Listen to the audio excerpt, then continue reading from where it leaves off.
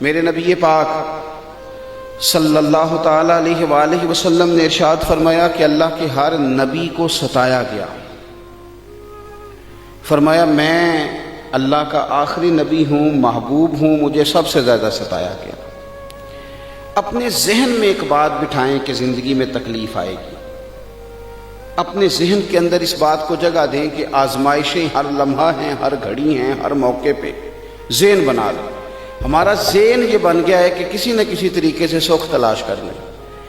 میں یہ چاہتا ہوں کہ میری مرضی کے مطابق سارے کام ہوں، پھر جو کام میں مرضی کے خلاف ہو جاتا ہے مجھے وہ تکلیف دیتا ہے۔ حالانکہ اگر بندہ سیکھ جائے کہ مرضی میری نہیں چلے گی، مرضی رب رسول کی چلے گی، جب وہ سیکھ جائے نا تو بعض تکلیفیں بھی اسے مزہ دیتی، بعض آزمائشیں بھی اسے مزہ دیتی۔ بعض اوقات اگر کہیں کوئی چیز کڑوی بھی آ جائے نا تو بھی فائدہ دے جاتی ہے۔ قرآن مجید میں متعدد مقامات پر آزمائش کا ذکر ہے، متعدد مقامات پہ اللہ کے امتحان کا ذکر ہے، متعدد مقامات پہ کہا گیا کہ تمہیں آزمایا جائے گا۔ لیکن ہمارا یہ طریقہ ہے کہ نعمتیں آتی رہیں تو ہم راضی رہتے ہیں، اور کسی جگہ اگر کمزوری آئے، کسی جگہ امتحان دینا پڑ جائے، کسی جگہ کوئی کڑوی چیز آ جائے۔ محمود غزنوی بیٹھے ہوئے تھے، پھل کھا رہے تھے، تو ایک مالٹا محمود غزنوی کے قریب آیا تو اس کو توڑا، مالٹے کے ٹکڑے ہوتے ہیں، اس کی کاشیں بن جاتی ہیں۔ ایک ٹکڑا اس نے نا کھانے سے پہلے ایاز کو دیا، ایاز فٹافٹ کھا گیا۔ اب محمود نے دوسرا حصہ اسی مالٹے کا اپنے منہ میں رکھا تو تھوک دیا، اتنا کڑوا۔ پھر پلٹ کے نظر ڈالی ایاز پہ تو کہنے لگے یار تو عجیب آدمی، اتنا کڑوا تھا تو نے بتایا نہیں، گھٹ گھٹ کر کے تو کھا گیا ہے۔ تو اس نے جو بات کی نا جواب میں، وہ سمجھانے لائق ہے، وہ سمجھنے لائق ہے، وہ غور کرنے کی بات ہے کہ اس طرح بھی ہوتا ہے۔ اور ایاز کہنے لگے بادشاہ سلامت، تیرے ہاتھوں سے نا ہمیشہ ہی میٹھے ملے ہیں، اب ایک کڑوا آیا تھا میں تھوک دیتا تو کوئی آئینے وفاداری تو نہیں ہے نا، میں نے اس کا ذائقہ نہیں دیکھا، میں نے تو وہ ہاتھ دیکھے۔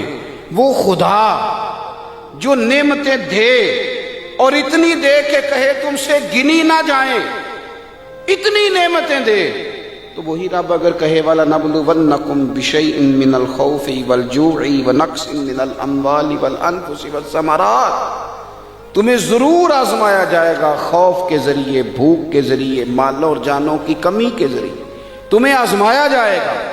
وَبَشِّرِ الصَّابِرِينَ، اگر صبر کرو گے تو پھر خوشخبریاں بھی دی جائیں گی۔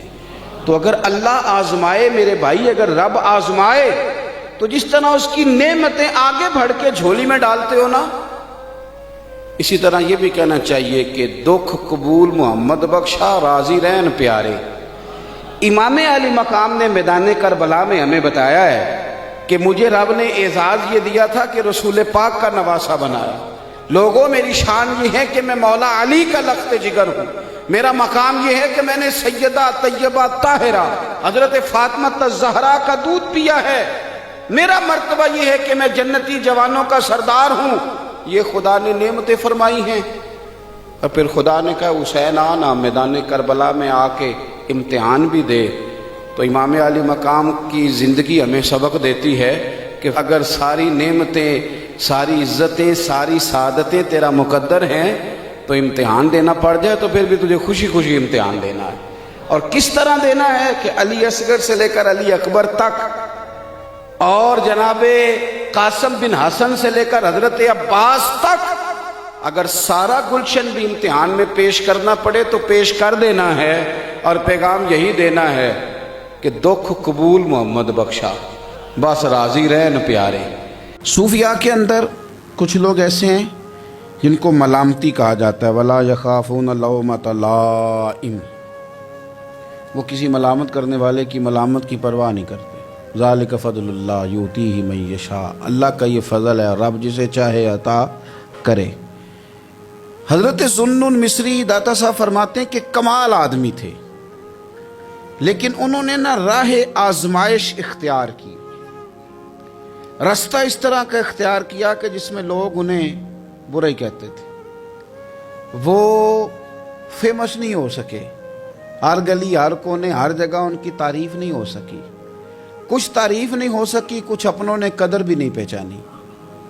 اہل مصر نے ان کے ساتھ کوئی اچھا رویہ اختیار نہیں کیا۔ ہوتا یہ ہے کہ جب لوگ اپنے مزاج کو غالب کر لیتے ہیں ہر چیز پر اور کہتے ہیں جو میں کہہ رہا ہوں، جو میں سوچ رہا ہوں وہی حق ہے، اسی پر ساری دنیا آ جائے، تو بہت ساری جگہوں پہ نا وہ اپنے گمان کے مطابق چیزوں کو تباہ کر بیٹھتے ہیں، اور بہت سارے صالحین کے بارے میں، بہت سارے متقی لوگوں کے بارے میں بدگمانیاں پیدا کرتے ہیں، اور تربیت اپنی رک جاتی ہے، خیر سے دور ہٹ جاتے ہیں۔ حضرت ذوالنون مصری رحمۃ اللہ علیہ کے ساتھ بھی ان کے اپنے شہر کے لوگوں نے، ان کے اپنے ارد گرد کے لوگوں نے ان کے ساتھ کوئی اچھا سلوک نہیں کیا۔ زندگی بھر کسی شخص نے بھی کوئی اس طرح کا رویہ ان کے ساتھ نہیں رکھا۔ ہاں عقیدت مند لوگ تھے، محبت کرنے والے بھی تھے، لیکن اکثریت ان لوگوں کی تھی کہ جو ان کی طرف جب بھی نظر اٹھاتے تھے تنقید کی اٹھاتے تھے، طنز کی اٹھاتے تھے۔ داتا صاحب رحمۃ اللہ علیہ فرماتے ہیں کہ عقدہ تو اس وقت کھلا، راز تو اس وقت فاش ہوا، بات تو اس وقت لوگوں کے سامنے آئی جب ان کا انتقال ہوا تو ان کی پیشانی پہ لکھا تھا یہ اللہ کا دوست ہے، اور اس نے رب کی محبت میں وفات پائی ہے۔ اور فرماتے ہیں مصر کے لوگوں کی آنکھیں تب کھلیں کہ جب ان کا جنازہ دھوپ میں اٹھایا گیا تو پرندوں نے آ کے جنازے پہ سایہ کر دیا۔ اس وقت لوگوں کو پتہ چلا یہ تو دو باتیں تھیں۔ داتا صاحب کہتے ہیں لوگوں پتہ ہے تیسری بات کیا ہوئی؟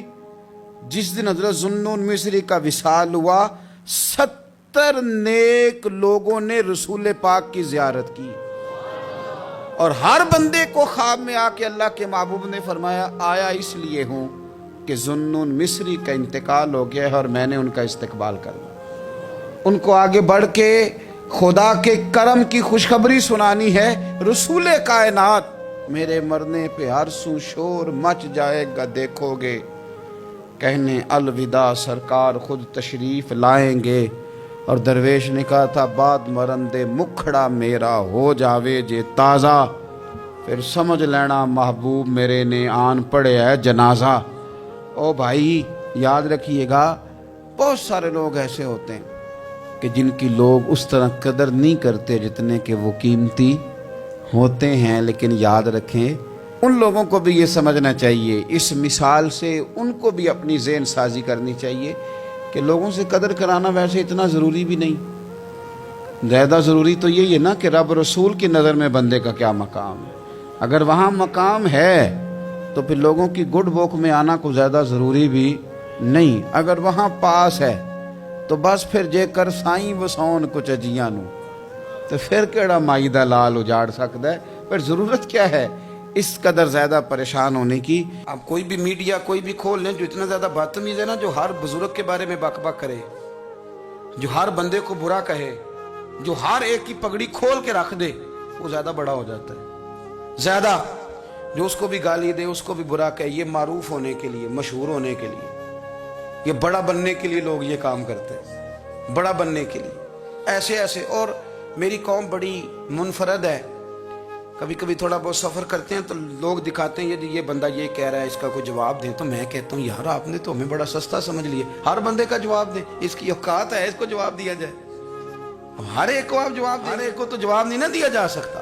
حضرت ملا رومی رحمۃ اللہ علیہ فرمایا کرتے تھے، میں پہلے بھی آپ کو وَإِذَا خَاطَبَهُمُ الْجَاهِلُونَ قَالُوا سَلَامًا، آپ فرماتے ہیں کہ رب نے قانون بنایا کہ جب جاہل بحث کرے نا اسے سلوٹ کرنی، وہ کہے گا میں جیت گیا ہوں، جاہل جو ہوا وہ کہے گا صحیح کہ میں، وہ جی میرے تو سامنے کھڑا ہی نہیں ہوا، وہ تو بھاگ گیا، وہ بھائی بھلا کیوں نہیں کھڑا ہوا، اس نے تجھے اس قابل ہی نہیں سمجھا کہ تیرے سامنے وہ قابل التفات ہی نہیں۔ تو میرے عزیز اتنا زیادہ الجھاؤ نہ پیدا کریں، ادب کریں، اکرام کریں، احترام کریں۔ کیا خوبصورت لفظ ہیں حدیث پاک کے، میرے رسول کریم علیہ السلام نے فرمایا میرا ادب کرو مجھ سے پیار کو اس لیے کہ میں اللہ کا رسول ہوں، اور فرمایا میرے صحابہ کی عزت کرو اس لیے کہ وہ میرے صحابہ ہیں، میرے صحابہ ہیں، میری وجہ سے میرے غلاموں کا اکرام کرو۔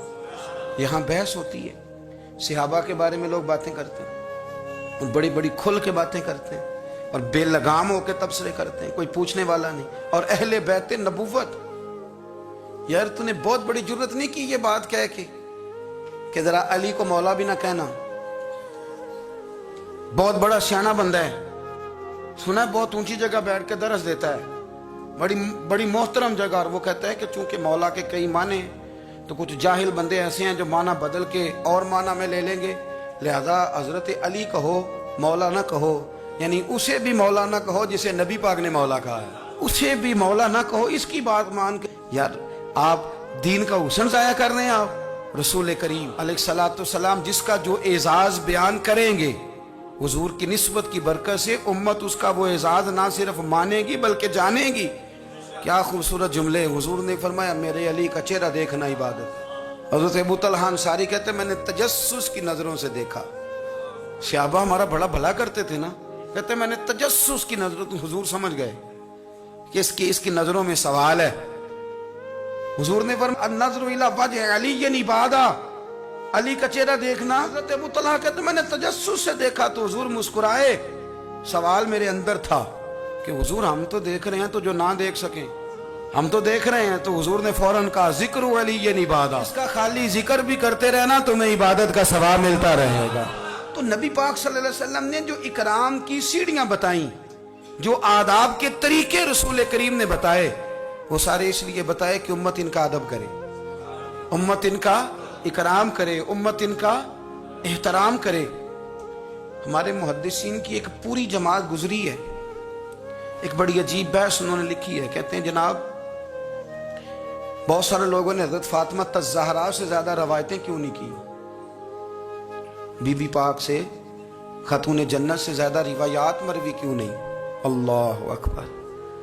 تو ایک صوفی بزرگ نے کمال لکھا ہے, وہ کہتے ہیں اصل بات یہ ہے کہ بہت سارے بزرگ تھے جو ڈرتے تھے کہ جب آپ کسی سے حدیث لیتے ہیں تو پھر آپ کو نا اس کے احوال بھی بیان کرنے پڑتے ہیں.